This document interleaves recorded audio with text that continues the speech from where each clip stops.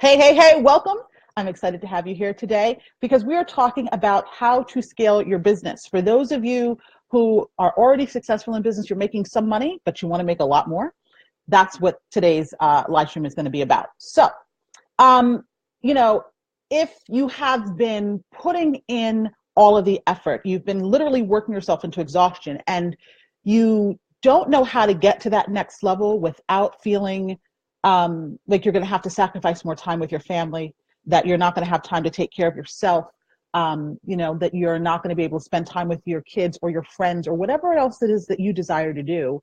Um, that's what I'm going to help you understand how you can get to that place today. And we're going to do that in about the next 20 minutes. I'm going to share with you 3 tips that have changed everything for me, have helped my clients, and I'm sure they will help you as well. Cool? All right. So, hey, Leslie. Hey, Jordan. How are you? All right. So, my name is Desiree Stafford. If you've never attended one of my trainings before, welcome. Excited to have you here. Essentially, what I do is I help people make a shit ton more money with a lot less effort. So if that's something that you're interested in, you want to learn how to sell high end with confidence and integrity, you can check me out at DesireeStafford.com. Okay. So the first thing that I want to share in reference to scaling your business, taking yourself to the next level, is you want to simplify things, right? What most people think and what most people do is they think that, okay, I want to grow my business. So that means I have to add all of this stuff. I have to essentially do more, almost look bigger, right? In order to become bigger. And I would highly recommend you do the opposite of that. You actually simplify. You want to be lean and mean for yourself to be able to grow much faster, to be able to move faster. It's also how you're going to have more profit, because typically if you're wanting to scale your business, you're going to want to start looking at things, obviously the organic ways of generating traffic, but you're going to probably want to start looking into paid traffic sources as well. So you're going to want to make sure that you have enough profit so that you have the ready funds in order to invest on a bigger level, right? So, you want to try to simplify. You want to, instead of having, 5 or 6 programs, think about the top 3 programs that you sell, right? I wouldn't sell more than 3 programs. I would scale back and I would offer, have one main program that you focus on, and then I would have an upsell and a downsell, right? That's all you really need to get yourself to the next level, whether you're looking at getting to 6 figures, multiple 6 figures, 7, multiple 7, right? That's really all you need in order to get there. But again, most people think that, no, I have to be able to serve everyone. You don't have to serve everyone, right? Especially when you're wanting to scale, you're going to be wanting to be very focused on your niche, right? Who are your ideal clients? Who are the people that you work with the best? Because if you're not working with ideal clients, you're typically going to find yourself in situations where you feel drained, where you feel exhausted, where you feel like the work that you're doing is not in alignment with who you've become, right? And who you are becoming. So it's important that you scale back a bit, streamline, and just focus on the things that matter to you most, the programs that light you up the most, right? One of the things that I show my clients how to do is charge a lot more money, right? Charge anywhere between $10,000 to $100,000 per client. So when you're able to charge or command those kind of fees per client, you don't really need a lot of sales per month, right? In order to achieve your goals. And if you don't really need a lot of sales, what does that mean? You don't have to do as much marketing, right? So, and it also means if you're not having to do as much marketing, you're not having to do as much management of clients, you probably need a smaller team, right? I only have, really 2 part-time people on my team, and that works for me. And I do fairly well in my business. So, you don't need a lot of team. You don't need a lot of programs. You don't need a lot of clients in order for you to take your business to the next level. Okay. Because typically you're at the stage where you've already invested a lot of time, a lot of effort, and you really do want to be able to spend more time, pursuing your other passions, doing the other things that light you up in life. Right. All right. So the second thing you want to do after you simplify, you want to focus on the basics, okay? I have to say this because even, at a level where people are making pretty good money, I notice there's a trend of still wanting to focus on shiny objects. I'm still wanting to chase, the newest marketing fad. I mean, I just opted out of a whole bunch of email lists that I didn't even realize I was on yesterday, because it's like all this stuff coming at me that I know is not useful to me, because I'm focused on the basics. Focus, by the way, is something that you absolutely need in order to get to the level of results that you want, right? This is one of the reasons why a lot of people don't get to the level that they desire, because they lack focus, because their mind is going all of these different directions and they can't choose, right? And really what that's coming from is fear, right? If you're feeling a lot of resistance when it comes to claiming your goal or going for it, right? Maybe there's some doubt that you have, maybe you don't think you deserve it or you can do it or whatever the case may be. Or maybe you're worried that, what's going to happen if you do achieve the goal, will your family fall apart? Like those kind of concerns. Then what will you typically do, right? You'll typically look for other things to serve as a distraction. And the thing is, it's not conscious, right? It sounds or it seems to you like it's the appropriate thing to do if you want to scale your business, but it's actually not. You just need to focus on the basics. So what are the basics? You need to have something to sell. You need to have people to sell them to, right? So we already talked about when you simplify, we talked about cutting back your offers and focusing on the ones that you love delivering, the ones that offer the type of results and that allow you to serve the type of clients that light you up, right? So when we talk about basics, in addition to that, what do you need to do then? You know what to sell. Now you've got to figure out where do you find people, right? So instead of trying to figure out, what is the latest and greatest strategy that some guru out there is teaching you, I would actually focus on the basics of client attraction, right? You either do marketing or you do direct outreach. That's pretty much it. It's not like, it's not a big mystery, and people make, it out to be a big mystery when it comes to finding clients, and it really isn't. Either you focus on the marketing strategies that you're already using that are already converting for you. So maybe they're live streams, maybe they're webinars, maybe it's email marketing, right? Maybe it's written posts, whatever it is, whatever's converting for you, keep doing that. Keep doing what works. Why would you try to break something that's not broken, right? Just keep doing what works and get better at that, right? And then you also want to, do some other things that you might need to do to bring in more clients, right? So maybe that's reaching out to people who could use your services, right? What I notice is that people think that when they want to scale, it's almost like the idea is you have to be, I don't want to say that you have to be different, because you do have to evolve, right? So you are going to become a different version of yourself. But I think what I'm saying here is that there's this fallacy where people think that in order for me to achieve a higher level of success, I have to do more, right? Otherwise, I'm not worthy of that level of success. And that's not necessarily the case. Now, if you're sitting around twiddling your thumbs and wondering why your business isn't growing, then yeah, you probably need to do some shit, right?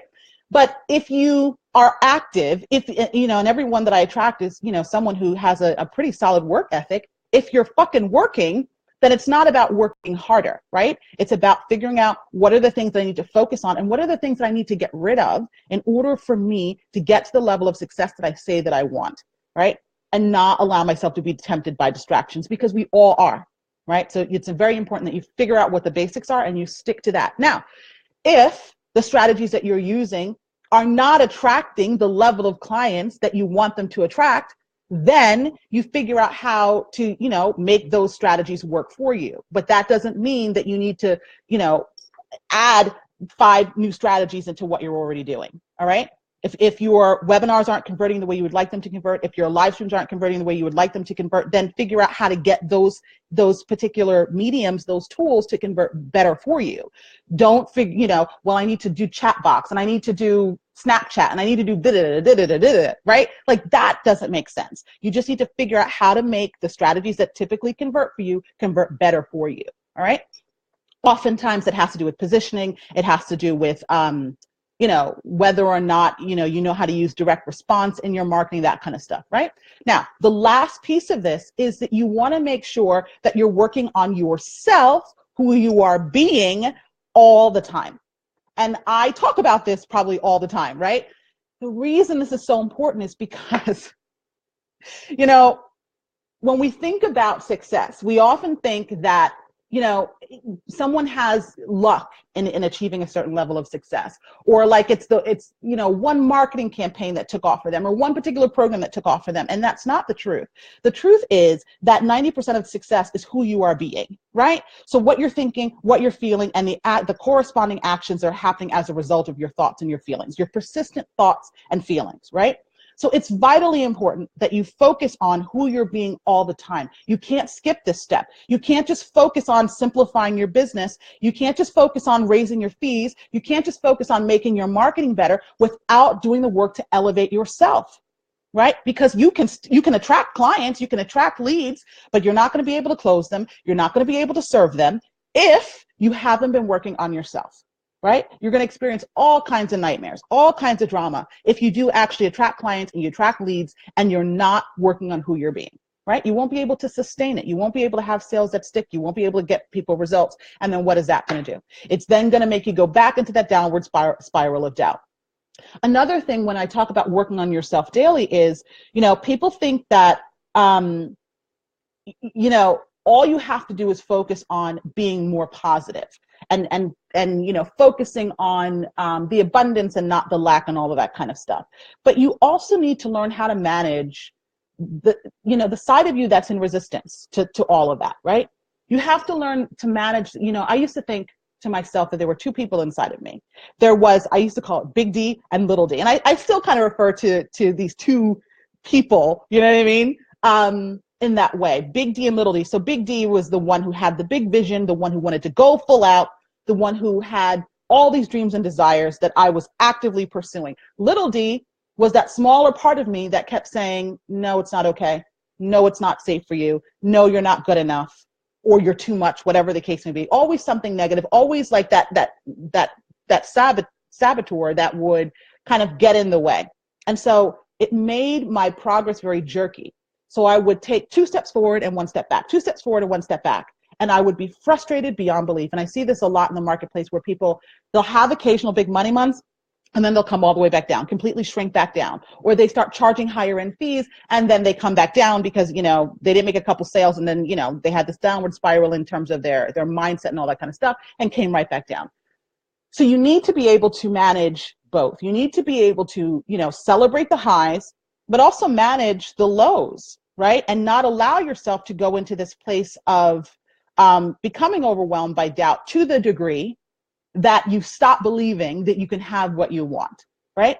This is something that I don't hear a lot of people talk about, but it needs to be addressed, because if you think that it's just about the tactics that we talked about today, and that you don't have to be aware of that other part of you that will try to sabotage you as you're wanting to up level, lots of people refer to as like upper limiting and all that kind of stuff.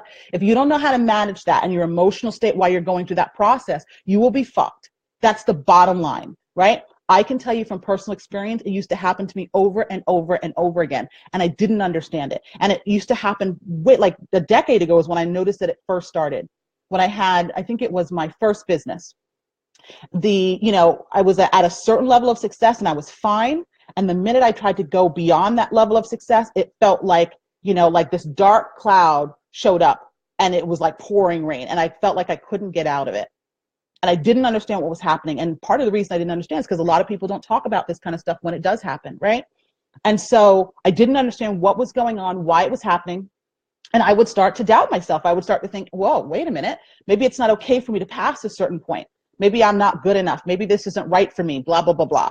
And I would talk myself out of the success that I was going towards. And it wasn't until probably maybe mid last year or so, about a year ago, when I started to realize, no, Desiree, this is a shit that everybody goes through and you've got to learn how to deal with it, right? So now when the shit hits the fan, because it always does, which is why we always have to learn how to manage. This is why people have coaches and mentors, right? Because even my clients who have had massive success go through the same thing, right? And they need me to help them refocus so that they can obviously move forward into the next direction for themselves.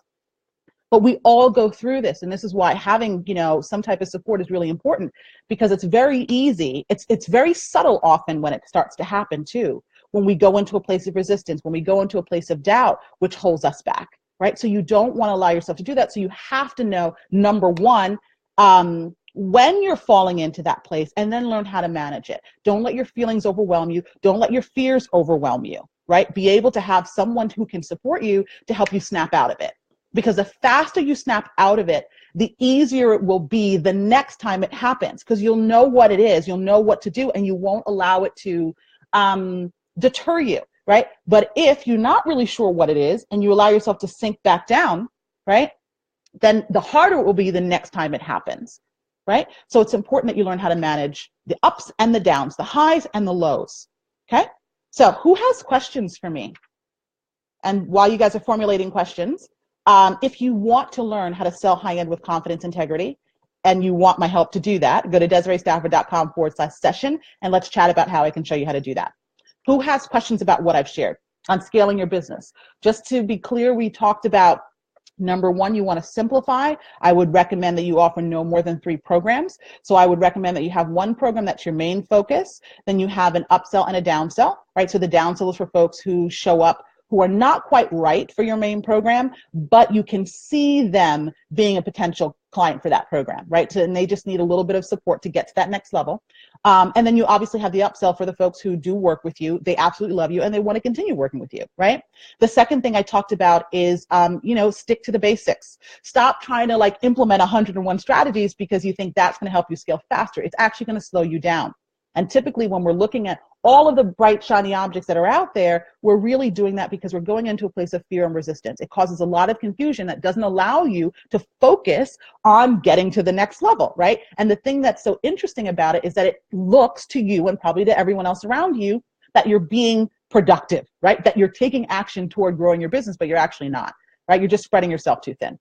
And the last thing I talked about is that you really want to make sure that you're working on who you are every day. Right? A lot of people think mindset work is like a one and done type of thing. I get to a certain level, I get to 6 figures, or I get to multiple 6 figures, and then I'm done. I don't need to do mindset work again. Are you fucking kidding me?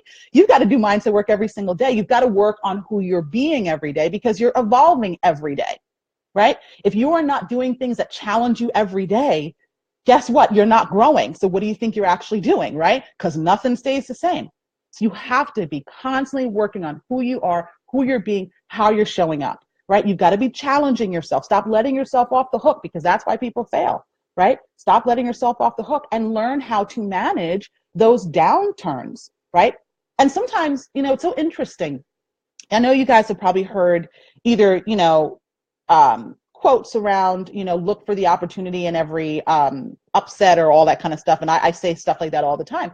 And it's really true. If you learn how to manage the downside, what you can actually start to see is that there's always opportunity there. You might not see it in the immediate moment, but there's always opportunity. One of the things that I do with my clients, I just did a planning session with them last week in my mastermind group. And one of the things that I recommend is that you have a winning journal where at the end of your day, you catalog your day, right? And you want to celebrate what appear to be the obvious win. So yeah, you made a sale, you brought cash in, whatever might be a win to you, right? But you also want to celebrate the things that don't appear to be an apparent win, right? Because there's some win in there. If you, let's put it this way. If you experience something that you consider to be an upset on the surface, right? And you can find the bright side in that, it's a fucking win, right? For example, let's say you do a discovery session and you don't close the sale, right? Lots of people allow that to start a downward spiral. They start to go into the place of, oh my gosh, people can't afford me. People always say they can't, they need to think about it, blah, blah, blah, blah, right? And they go into this negative space. And what do you do when you go into that negative space and you stay there, right? You attract more of that experience. But if you can look at that and say, okay, fine, I didn't close the sale, but did I challenge this prospect, right? Did I tell them the truth? Did I not hold back, right? And I showed up as powerfully as I would show up if I were to actually coach them as a paying client. If you did all of that, then it's actually a win, right? Another way that you can look at it is, well, maybe that client just wasn't ready to work with you. And that's also a win because guess what? You don't want someone who you have to drag through your programs or drag into your programs, right? So that is still a win. So this is what I mean about learning how to manage your experiences, whether you perceive them to be good or bad, right? But you have to do that from a place of non-judgment. You have to do that from a place of seeing everything as feedback, right? And that's how you can learn how to manage it. And it's how you can learn how to, snap back really fast, not allow yourself to get taken out by the doubts, by the fears that we all have. We all have doubts. We all have fears. Some of us learn how to manage them better than others. That's the only difference, right? And the ones who know how to manage their thoughts, their feelings, their fears, right, better than the others is through practice, You're not just born with it. It's practice. It's day-to-day practice. That's the real work that needs to be done, that so many people in this marketplace want to skip over. And I totally understand why you want to skip over it, because I used to want to skip over it too. Okay? Because you think that if you just focus on the tactics and you just push through, that it's going to get you the results. But what you're going to find is you're always going to get stuck at a certain point until you do the work to elevate yourself to move beyond that place. Okay? All right, so who has questions? Thanks, Jordan. Who has questions? No questions? Alrighty, people pay me a pretty penny for this kind of advice. So if you have questions, I encourage you to ask them now. If not, we can wrap up the broadcast. And again, I'll make the invitation for those of you who want some support with selling high-end with confidence and integrity. Go to DesireeStafford.com/session. Jordan's also put that in the comment section for those of you who are able to see the comments. All right. So if you do have questions at a later point, please put them in the comment section and I will be sure to respond. And until we speak again, I hope you're up to big, bold things in your life and in your business. Take care. Whoops.